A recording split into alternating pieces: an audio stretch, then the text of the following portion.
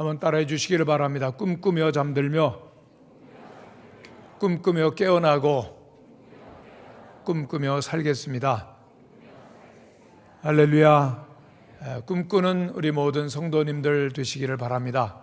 꿈을 붙들고 믿음으로 살 때 반드시 이루어질 것입니다. 인생을 살아가면서 가장 중요한 것은 지금 방금 함께 나눈 것처럼 꿈을 갖는 일일 것입니다. 그러나 큰 꿈을 안고 계획대로 이루어지는 법이 많지 않고, 그리고 힘차게 나아가기는 합니다만 그 고난과 어려움에 빠질 때가 많이 있습니다. 이럴 때 대부분의 사람들의 반응이 무엇이죠? 쉽게 포기하고 절망하는 것입니다. 물론 하나님을 알지 못하는 사람들의 세상에서는 이런 일들이 얼마든지 있을 것입니다. 그러나 예수님을 믿고 하나님의 자녀가 된 사람들은 결코 그러지를 않습니다. 물론 고난은 말할 필요도 없이 우리에게 아픔을 주고 고통을 주고 또한 괴로움을 가져다 줄 것이지만은, 그러한 고난 속에서도 꿈을 저버리지 않고 힘차게 나가는 사람, 견디는 사람은 반드시 그 고난이 오히려 꿈에 도달하게 하는 수단으로 바뀌게 되는 것입니다. 인간의 고난의 문제, 고통의 문제를 기독교적인 시각에서 다룬 C.S. 루이스의 고통의 문제라고 하는 책이 있습니다. 그는 책 가운데서 인간의 고통, 고난의 문제를 아주 깊이 분석하고 설명을 하려고 합니다. 그러나 결론이 좀 우리에게 부족함을, 어떤 의미는 허무하게 느껴지는 결론이 되는데, 그는 이렇게 말합니다. 고통의 문제, 고난의 문제라고 하는 것은 그렇게 쉽게 설명될 수 있는 것이 아닙니다. 그것이 결론입니다. 그러나 한 가지 매우 희망적인 제안을 하고 있습니다. 고통의 문제는 결코 설명될 수 있는 것은 아니지만은 그렇다고 해서 극복할 수 없는 것은 아니다라는 이야기입니다. 고통의 문제, 고난의 문제가 과연 극복될 수 있을까요? 성경에 보면은 믿음의 길을 걸어갔었던 수많은 신앙의 선배들이 있습니다. 또한 기독교 역사상 위대한 믿음의 승리를 경험한 성도들을 보면은 그 가운데 분명히 공통점 하나가 있는 것을 보게 됩니다. 그들은 모두 한결같이 기도로서 그 고통과 고난의 길을 극복했다라고 하는 사실입니다. 기도할 때 인생의 모든 어려움도 넘어설 수 있었다, 그들은 간증하는 것이죠. 기도는 우리에게 크게 두 가지 면으로 도움을 줄 수가 있는데, 먼저 우리를 둘러싼 어떤 어려운 상황과 고난에도 대처할 수 있는 힘과 능력을 주신다는 거죠. 그 다음에는 우리가 처하여 있는 그 현실, 그 어떠한 상황 속에서도 하나님께서 직접적인 기적적인 간섭과 도우심을 받게 되어지며, 그리고 무엇보다도 하나님의 지혜를 공급받게 된다는 것입니다. 하나님의 개입과 그리고 하나님의 지혜가 기도로 말미암아 주어집니다. 오늘 우리들은 본문의 주인공 솔로몬의 모습을 보게 되어집니다. 솔로몬은 이스라엘에서도 가장 그 번성기의 왕으로서 아주 큰 부귀 영화를 누린 최대의 그러한 그 업적을 남긴 왕이라고 할 수가 있습니다. 그런 잠언 3천을 말하였습니다. 또 많은 시도 지었습니다. 정치, 사회, 과학, 생물 모든 분야의 지식에서 그를 감히 따라올 사람이 없을 정도로 그는 지혜와 지식이 가득했습니다. 그가 만든 병거, 친히 제작한 병거가 1400대였고 또한 마병을 12,000이나 거닐고 있었습니다. 그는 또 부인도 많았습니다. 열왕기상 11장 3절에 보면은 후궁이 700에다가 첩이 300이라고 말하고 있습니다. 여러분, 한 명 부인 거니는 거 힘드시죠? 근데 어떻게 1000명 부인을 거느렸을까? 한마디로 대단히 지혜로웠다, 그렇게 볼 수가 있습니다. 그래서 많은 사람들이 이 솔로몬의 부와 그리고 또한 귀와 영화 그리고 그 지혜를 부러워합니다. 그러나 한 가지 핵심적인 것을 별로 부러워하지 않는데, 솔로몬은 기도의 사람이었습니다. 솔로몬의 지혜가 바로 그의 기도에서부터 비롯되었는데, 그 기도에 대해서 관심을 두지 않죠. 솔로몬은 어떻게 기도했는가? 기도로 어떤 고난들을 이겼는가? 우리들이 살펴봅니다. 먼저 솔로몬의 기도는요, 어떤 어려움이 있을 때, 문제가 있을 때, 위기 상황이 있을 때 기도하는 기도가 아니었습니다. 그는 늘 기도했다라고 하는 것입니다. 왕이 되기 전 기도하고 왕이 되어서도 지혜가 부족함을 알고 그는 기도했고 계속 기도합니다. 열왕기상 3장 4절에 보면은 솔로몬이 기브온으로 제사를 드리러 갔다, 그렇게 기록하고 있습니다. 기브온은 예루살렘 서북쪽으로 약 한 10km 떨어져 있는 고원지대 언덕입니다. 그런데 성경은 그가 기브온에서 1000번제를 드렸다라고 기록을 하죠. 1000번 제사를 드렸다, 1000일의 기도를 드렸다, 뭐 그렇게도 해석을 합니다만은 역사학자들 또 신학자들은 1000마리의 제물을 드리는 제사였을 것이다라고 그렇게 해석을 합니다. 그러나 1000마리의 제물을 가지고 하나하나 하나님 앞에 드리려고 하면은 여러 날이 걸릴 수밖에 없습니다. 그는 계속적으로 기도하고 계속적으로 예배하고 제사를 드렸던 것입니다. 중요한 말씀이 3절에 보면은 열왕기상 3장 3절, 솔로몬이 여호와를 사랑하고 그의 아버지 다윗의 법도를 행하였으나 산당에서 제사하며 분향하였더라. 여기 제사한다, 분향한다라고 하는 단어는 계속적 의미로 쓰여지고 있습니다. 계속해서 기도합니다. 계속해서 예배합니다. 계속해서 제사합니다. 그런데 이렇게 오랜 시간을 계속해서 기도할 수 있었던 이유가 무엇입니까? 3절 이미 봉독한 말씀을 보면은 솔로몬이 여호와를 사랑하였더라 그랬습니다. 한번 따라해 주시기를 바랍니다. 여호와를 사랑합니다. 솔로몬이 왜 이렇게 오랫동안 계속해서 기도할 수 있었느냐? 이유는 한 가지입니다. 여호와를 사랑했다. 사랑한다라고 하는 것은 사랑하는 대상을 향한 목마름, 그리고 또한 사모하는 마음, 그리고 불타는 마음이죠. 사랑하는데 보고 싶지 않고 만나고 싶지 않고 함께 있고 싶지 않다면 사랑이 아닐 것입니다. 솔로몬은 참으로 사랑하는 하나님을 향한 목마름 속에서 계속해서 기도했었던 것입니다. 또한 솔로몬은 계속 기도할 뿐만 아니라 그의 아버지 다윗의 법도를 행하였다라고 하고 있습니다. 솔로몬의 아버지 다윗이 그의 아들에게 남긴 값진 유산이 있습니다. 가장 값진 유산이 뭘까요? 나라를, 왕위를 준 것 아닙니다. 그는 늘 다윗은 하나님 앞에 기도하고 찬양하는 사람입니다. 그가 남긴 시편들을 보면은 그가 목동으로 있든 왕으로 있든 어떤 상황 가운데 있든지 항상 하나님을 바라봅니다. 찬양합니다. 기도하는 사람이었습니다. 솔로몬도 그의 아버지처럼 아들로서 기도하기를 좋아하며 또한 그 아버지의 뒤를 이어갑니다. 우리 모든 성도들 언제나 찬양하며 기도하는 부모들이 되시기를 간절히 축원합니다. 그럴 때 자녀들이 그것을 보고 따라가는 것이죠. 그런데 여기에서 기억할 것은 솔로몬의 기도가 한 번만 행해졌던 기도냐? 아니라고 하는 것입니다. 그는 나라와 민족의 큰 비전과 그리고 또한 꿈을 안고 계속해서 기도하는 사람이었다라고 하는 것입니다. 그렇게 기도하는 이유는 오직 기도만이 하나님의 놀라우신 그 은혜와 그리고 능력을 공급받을 수 있기 때문입니다. 물론 나라가 이루어지고 사람의 노력으로 힘으로 그 나라를 세워가고자 하는 그 모든 과정은 필요한 것입니다만은, 그러나 하나님을 향하여 기도하게 되어질 때 하늘로부터 오는 은혜와 그리고 도움을 공급받을 수 있게 되어지는 것입니다. 그러므로 그리스도인들은 깨어 기도해야 될 것입니다. 우리 그리스도인들의 무릎은 기도하라고, 기도의 무릎을 꿇으라고 주어진 것입니다. 기도하는 성도는 예기치 않은 순간 하나님의 놀라우신 은혜를 경험하게 될 것입니다. 솔로몬은 왕이 되어서 자기가 거할 궁전을 짓기 전에 먼저 하나님의 성전을 짓습니다. 무려 7년 동안을 온갖 금으로 은으로 사람 보기에도 아름답고 최대한 정성을 다하여서 모든 것을 하나님께 드려 아름다운 성전이 세워집니다. 왜 세워지죠?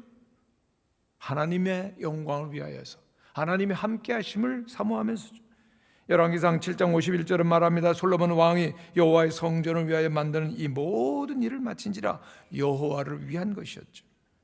또한 열왕기상 8장 10절 이하에 보면 제사장이 성소에서 나올 때 구름이 여호와의 성전에 가득하며 제사장이 구름으로 말미암아 능히 서서 섬기지 못하였으니 이는 여호와의 영광이 하나님의 성전에 가득함이었더라. 최선을 다해서 정성껏 지은 하나님의 성전, 하나님의 영광을 상징하는 구름이 가득하였고 주님의 임재가 있었던 것입니다. 이스라엘 사람들에게 있어서 이 하나님의 성전은 너무나도 큰 의미가 있었습니다. 그들에게 성전이라고 하는 것은 이스라엘 민족을 지탱해 주는 기초입니다. 성전이 없으면 민족이 망한 것이고, 민족이 또다시 일어나려고 하면은 가장 먼저 한 일, 성전을 세우는 일이었습니다. 이스라엘이 바벨론의 포로로 끌려갔다가 바벨론이 멸망을 합니다. 그리고 이어서 제국이 되어진 페르시아에 의해서 해방됩니다. 그래서 다시금 고국으로 돌아와서 이스라엘 사람들이 제일 먼저 한 일이 무엇입니까? 자기들의 집을 짓고 성벽을 쌓는 일 아니었습니다. 먼저 성전을 재건하는 일이었습니다. 이스라엘이라고 하는 하나님의 나라가 있기 위해서는 반드시 성전이 있어야 됐습니다. 성전이 그들에게 그토록 중요했던 것은 그곳에 하나님이 거하신다라고 그들이 믿었기 때문이고, 성전을 지은 이유가 바로 하나님을 모시기 위해서였습니다. 그래서 그 성전을 하나님의 집이라고 불렀던 것입니다. 그러나 중요한 것은 오늘 신약 시대를 살아가는 우리 그리스도인들입니다. 오늘 우리에게는 놀라운 비밀이 있습니다. 놀라운 은혜가 있습니다. 그것은 바로 우리들이 그리스도 예수의 십자가의 공로로 말미암아 우리 자신이 성전이 되었다라고 하는 것입니다. 고린도전서 3장 16절에 보면 너희가 하나님의 성전인 것과 하나님의 성령이 너희 안에 계신 것을 너희가 알지 못하느냐 그랬습니다. 한번 따라 하시길 바랍니다. 내가 하나님의 성전입니다. 우리가 하나님의 성전, 하나님의 거룩한 영광이 임하신다라고 하는 것입니다. 그러면 우리 안에 계신 주님을 바라보면서 우리는 솔로몬처럼 간절히 기도하는 기도의 시간 확보해야 될 것입니다. 여기에 첫 성전을 지어놓고 솔로몬이 기도하는 내용이 우리의 마음에 큰 감동과 그리고 또한 감격을 갖다 줍니다. 오늘 22절에 있는 말씀을 좀 한번 같이 읽어보죠. 22절 같이 한번 이하의 말씀 읽겠습니다. 시작. 솔로몬이 여호와의 제단 앞에서 이스라엘의 온 회중과 마주서서 하늘을 향하여 손을 펴고 이르되 이스라엘의 하나님 여호와여, 위로 하늘과 아래로 땅에 주와 같은 신이 없나이다. 주께서는 온 마음으로 주의 앞에서 행하는 종들에게 언약을 지키시고 은혜를 베푸시나이다. 아멘. 계속해서 그 기도가 이어지는데 27절의 말씀도 한번 같이 읽겠습니다. 시작. 하나님이 참으로 땅에 거하시리이까 하늘과 하늘들의 하늘이라도 주를 용납하지 못하겠거늘 하물며 내가 건축한 이 성전이오리이까. 그러나 내 하나님 여호와여, 주의 종의 기도와 간구를 돌아보시며 이 종이 오늘 주 앞에서 부르짖음과 비는 기도를 들으소서. 아멘. 여러분, 솔로몬은 부귀영화를 다 누리는 왕입니다. 그는 먼저 하나님의 성전을 짓고 제일 먼저 하는 행위가 그의 기도인데, 그의 기도문을 보면서 우리의 마음속에 들어오는 느낌이 어떤 것입니까? 이 솔로몬이 드리는 기도 가운데 보면은 하늘의 하늘들이라도 하나님을 감당할 수가 없나이다. 이제 그 하늘 하나님을 향하여 내가 손을 펴고 기도드립니다 라고 하는 그 기도 가운데는 그 기도의 첫 번째 원칙인 하나님을 향한 두려움, 경외가 있음을 보게 되어집니다. 종교개혁자 칼빈은 오늘 우리의 기도가 얼마나 엄중하며 광대한 일인지를 의식하라고 그랬습니다. 무한히 온 우주를 채우고 계시는 하나님 앞에 우리들이 단독자로 서는 일이죠. 온 우주를 다스리는 영광의 주님 앞에 그저 작은 우리들이 독대한다라고 하는 생각을 할 때 우리의 마음속에는 어마어마한 두려움이 있게 되어지는 것입니다. 그렇기 때문에 기도하면서, 기도한다고 하면서 우리의 마음속에 하나님을 향한 두려움이 사라지는 것, 그것은 가장 비극적인 그리고 진정 두려워할 일일 것입니다. 그러면 여기 한 가지 질문이 생기는데요. 왜 우리들은 하나님을 경외해야 됩니까? 왜 하나님 앞에 나아갈 때는 세상의 모든 것들을 다 내려놓고 세상 사람 다 뒤로 하고 오직 하나님의 위엄에만 이끌려서 두려움 가운데 기도하느냐라고 하는 것입니다. 여러분, 두려움 가운데는 두 가지 두려움이 있습니다. 벌 받을까 봐, 내가 심판을 받을까 봐, 그 크신 하나님 앞에 죽을까 봐 그 두려워하는 마음이 있는데, 그 두려움은 자기 중심적인 그리고 이기적인 두려움인 것입니다. 그러나 오늘 우리 복받은 하나님의 사람들, 그리스도인들에게 두려움은 성격이 다릅니다. 요한 1서 4장 18절에 보면은 사랑 안에 두려움이 없다라고 말합니다. 징벌에 대한 두려움은 자기 정신적인 두려움입니다만은, 그러나 우리는 복음을 아는 사람들입니다. 우리 아무런 자격이 없음에도 불구하고 하나님께서 독생자 예수 그리스도를 십자가에 못 박혀 죽이시는 사랑을 통하여서 하나님의 자녀가 되었습니다. 할렐루야. 하나님께 나아갈 수가 있게 되었습니다. 그 하나님의 무한한 사랑이 우리들 가운데 쏟아 부은 바 되어지고, 그리고 하나님의 그 놀라우신 임재 품 안에 있기 때문에 그 놀라우신 하나님의 사랑이 너무나도 크고 귀하기 때문에 우리는 하나님의 임재 가운데 머무는 설레임, 그리고 또한 가슴이 떨리는 특권이 너무나도 소중해서 하나님을 향한 두려움을 갖게 되는 것입니다. 여러분, 우리나라의 국보 상감청자가 있습니다. 일본 사람에게 팔려갔다가 도굴꾼에 의해서 팔려갔었는데, 한뜻 있는 그 젊은이에 의해서 다시금 회수가 되어서 한국의 국보가 되었습니다. 그런데 그 상감청자는 세계에서 기술적으로 보면 가장 뛰어나고 그런 그 예술 작품을 또다시 만날 수가 없습니다. 그러한 국보인 상감청자의 가격을 매긴다는 것이 그렇습니다만, 가격을 매긴다면 얼마나 될 것 같습니까? 그 가격을 추산한 것이 약 250억이라고 합니다. 근데 한번 상상해 보세요. 여러분에게 그 국보 상감청자를 주었습니다. 그것을 여러분들이 가까이 대하고, 그리고 또한 그것을 볼 수 있고 감상할 수가 있다 하면은 여러분 어떻게 할까요? 혹시라도 상처가 날까 봐, 혹시라도 깨질까 봐 얼마나 귀중하게 지키겠습니까? 여러분, 하나님은 이 세상의 그 어떠한 보화도 비교할 수 없이 높고 귀하고 아름답고 영원하신 영광의 하나님이십니다. 할렐루야. 기도가 무엇이에요? 그 영광의 하나님 앞에 나아가는 것입니다.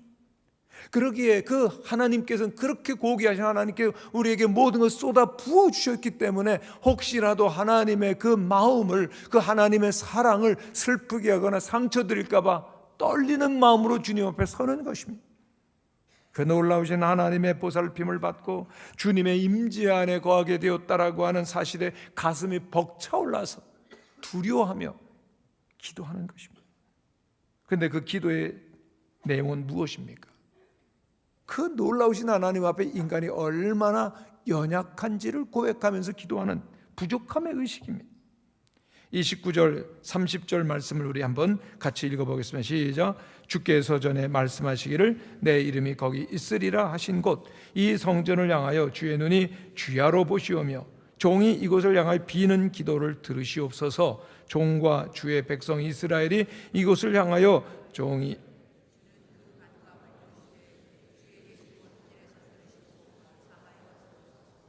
아멘. 성전은 기도하는 곳입니다.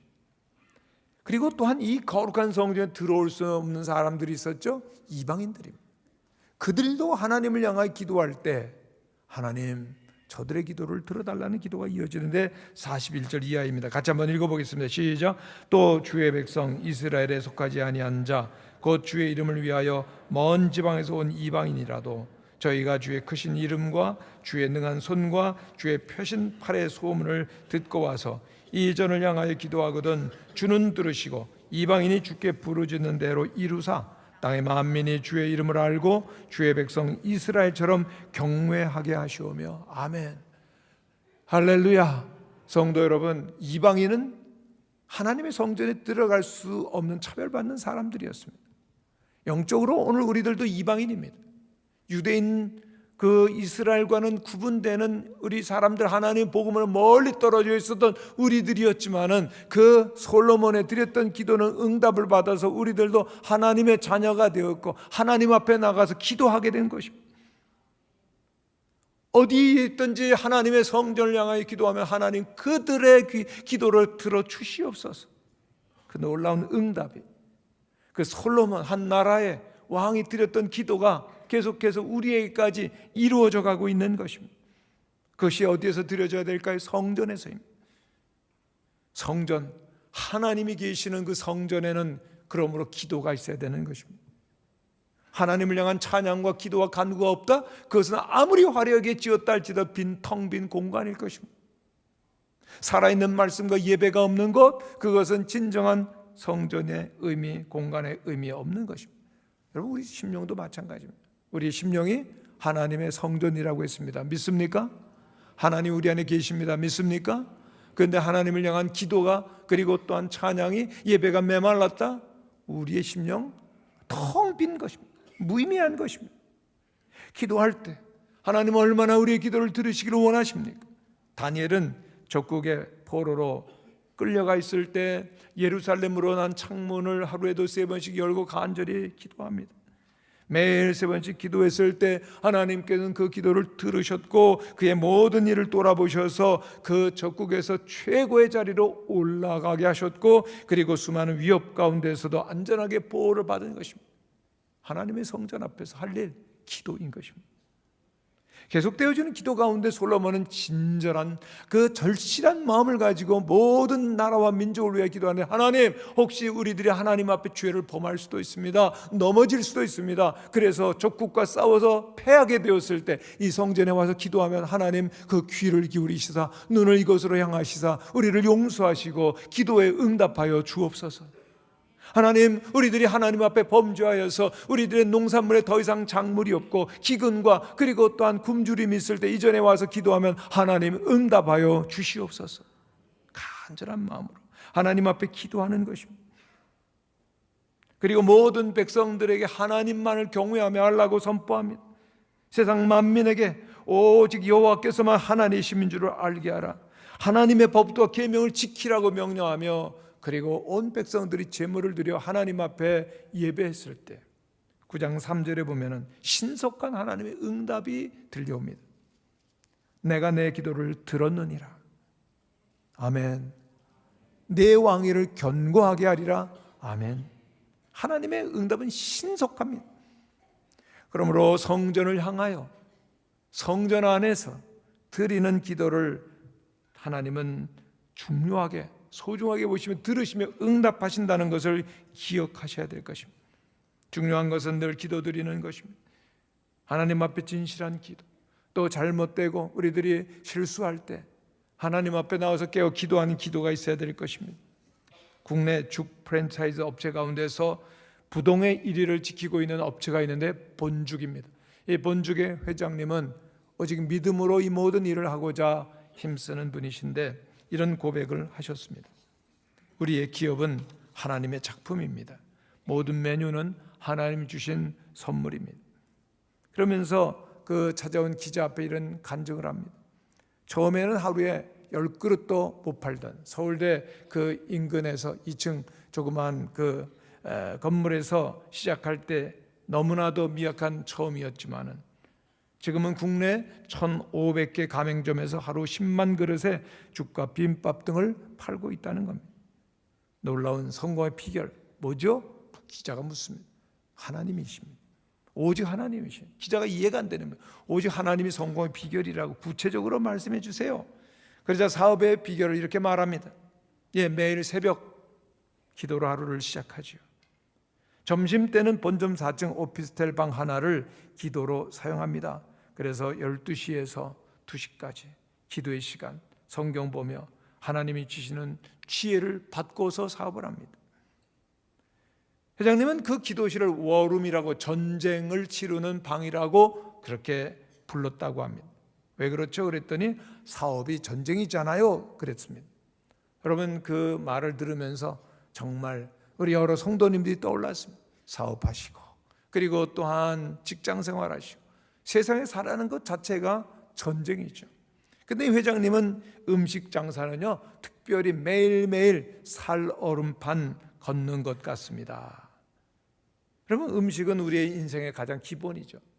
우리에게는 생명을 유지하게 하고 건강과 직결되기 때문에 이 음식 사업은 사랑과 정성은 기본이고, 그리고 특히 여름철 위생과 청결 재료 상태에는 온 신경을 곤두세우지 아니하면은 잠시도 사업을 안심하며 할 수 없다는 겁니다. 그래서 9번 잘했다 할지라도 10번 잘할 때까지는 결코 안심할 수 없는, 방심할 수 없는 것이 우리의 사업입니다. 아니, 그 사업만 그러겠어요? 모든 사업이 그렇잖아요. 모든 인생이 그렇잖아요. 모든 가정이 그렇지 않습니까? 그런데 회장님은 이 위태로운 전쟁은 오직 주님께 속한 것이기에, 전쟁은 하나님께 속한 것이기 때문에 주님이 싸워달라고, 주님의 지혜를 달라고 그렇게 기도의 전쟁을 치르고 나니 여러 가지 닥쳐오는 기회도 오히려 기회가 되고 앞으로 나아갈 수 있습니다라고 간증을 하는 것입니다. 성도 여러분, 오늘 우리의 기도도 들어주시기를 원하시는 하나님께 나아가시는 은혜가 있게 되시기를 바랍니다. 주님의 이름으로 늘 기도하는 것입니다. 특별히 우리 교회는 기도하는 집입니다. 성도들의 영혼의 고향입니다. 간절히 이전을 향하여 기도하시고, 그리고 예배하시고, 하나님의 눈과 귀가 있는 하나님의 성전에 우리의 마음도 있게 되시기를 바랍니다. 왜요? 여기가 우리의 삶의 중심지입니다. 영혼의 고향입니다. 우리의 삶의 기초인 것이죠. 우리의 믿음의 후손들, 여러분의 자녀들의 그 영적인 중심지가 바로 교회이죠. 여기서 기도하며 찬양하며 예배하다 은혜 받고 복음을 전하며 또 돌아온 성도들, 이곳이 하나님의 집이 될 수 있도록 더욱더 기도하고 은혜 받고, 그리고 태신자를 품고 간절히 사랑으로 기도하며 돌보며 또한 이 땅에 하나님의 나라를 이루게 되시기를 바랍니다. 기도할 때 모범이 있습니다. 우리 예수님이 보여주신 것입니다. 예수님 우리를 죄와 사망에서 구원하시기 위해서 겟세마네 동산에서 기도하셨습니다. 그리고 그 기도의 모습을 보면은 핏방울이 되기까지, 그 땀방울이 핏방울이 되기까지 전심으로 기도하셨습니다. 그래서 오 할레스비라고 하는 고전적인 기도의 책 가운데 보면 기도는 씨름이요 그리고 노동이라고 정의를 합니다. 물론 우리의 기도의 마무리는 언제나 내 뜻대로 마옵시고 주님의 뜻대로 되어지이다라고 기도를 해야 될 것입니다. 그러나 언제나 주님을 붙들고, 그리고 또한 한바탕 씨름을 벌이는 그러한 노력으로 기도는 시작된다는 것, 우리는 잊어서는 안 되는 것입니다. 종교개혁자 마틴 루터는 기도는 이처럼 끈덕지게 무모할 정도로 졸으며 기도하는, 하나님을 공략하는 것이라고까지 이야기를 합니다. 그렇습니다. 기도는 절대로 차분하고 그리고 수동적인 조용한 행위가 아닙니다. 여러분, 소돔과 고모라를 구원해달라고 하나님 앞에 끈질게 기도했던 아브라함의 기도 기억하십니까? 이스라엘 백성과 자신에게 자비와 긍휼을 베풀어달라고 하나님 앞에 엎드려 기도하던, 이 이름을 그 생명록에서 제할지라도 이 기도를 들어달라고 기도했던 모세를 기억하십니까? 1000번째를 이미 하나님 앞에 기도드렸지만은 또 성전 짓고 또 기도하는 솔로몬을 기억하십니까? 20세기 최후 노르웨이에서 광산을 자주 되었던 오 할레스비는 우리의 기도를 채굴에 비유했습니다. 광산을 깊이 파내려가려고 하면은 그 어마어마한 암벽들을 다 제거해야 되죠. 그래서 그 갱도를 깊이 내려가기 위해서는 두 가지 작업을 해야 되는데, 우선 오랜 시간 공을 들여서 단단한 안반에다가 깊은 구멍을 뚫는 겁니다. 거대한 그 바위덩어리를 효과적으로 제거하는 일, 먼저 깊숙이 구멍을 내는 기술과 인내, 노력이 필요하다라고 하는 것입니다. 구멍을 뚫고 나면 포각을 밀어넣고 도화산을 연결하죠. 그리고 거기에 불을 당겨서 화약을 폭발시키는 과정은 큰 힘이 들지 않을 뿐더러 흥미진진하기까지 하면 요란한 소리가 나고 파편이 날아가는 일, 그거는 누구나 할 수 있다는 겁니다. 그러나 바위덩어리에 오랫동안 구멍을 떼고 그 줄기찬 노력과 인내와 끈기를 가지고 엄청난 기술을 가지고 파내려가는 일, 그것이 바로 기도라는 겁니다. 우리가 하나님의 능력을 믿는다면 하나님과 우리 사이를 가로막고 있는 모든 안반에 구멍을 내는 일, 그건 우리의 일입니다. 진정한 그리스도인일수록 끝이 보이지 않는 것 같은 암담한 상황 속에서도 인내하며 기도해야 될 것입니다. 특별히 오늘 우리 민족이 처해 있는 국가와 그리고 또한 정치계의 현실을 볼 때, 그리고 한국교회 현실을 볼 때, 또한 이 시대를 살아내야 되는 우리 모든 성도들 가정과 다음 세대를 볼 때 우리들의 무엇이 필요합니까? 기도인 것이죠. 특별히 올해는 종교개혁 500주년입니다. 중세 암흑의 시대를 끝내고 그리고 또한 기독교 역사의 찬란한 그 여명을 열었던 종교개혁이 어떻게 시작이 되죠? 그것은 기도였습니다. 마틴 루터, 그는 위대한 기도의 사람입니다. 그의 옆에 있었던 친구 파이트 디트리트는 그의 모습을 이렇게 기록하고 있습니다. 적어도 3시간 이상 기도하지 않는 날이 없었다. 특히 한창 일해야 될 시간이라도 마찬가지였다. 언젠가 운 좋게 그의 기도를 엿들은 적이 있었다. 맙소사, 한마디가 얼마나 신실하고 간절하든지 하나님 앞에 서서 아뢰듯 지극히 경건하게, 그리고 아버지나 친구와 대화하듯 소망을 품고 진실하게 간구했다. 그의 깊은 기도가 역사의 어둠을 뒤로하고 새로운 여명을 밝게 했던 것이죠. 그를 도와주던 지인에게 루터는 이렇게 기도하라고 말합니다. 규칙적인 훈련으로 기도를 몸에 배게 하십시오. 하루에 2번씩 하나님과 만나십시오. 아침에 눈 뜰 때 할 가장 중요한 일, 그리고 저녁에 잠들기 전에 어김없이 해야 할 마지막 일로 기도를 삼으십시오. 그리고 이렇게 결론을 내립니다. 우리 그리스도인들은 명령을 받았습니다. 살인하지 말라, 도둑질하지 말라에 못지않게 엄중하고 단호한 가르침, 그것은 바로 기도입니다. 절실하게 기도하는 사람으로, 진심으로 기도하는 믿음의 사람으로 서가는 우리 모든 성도들 되시기를 간절히 축원합니다.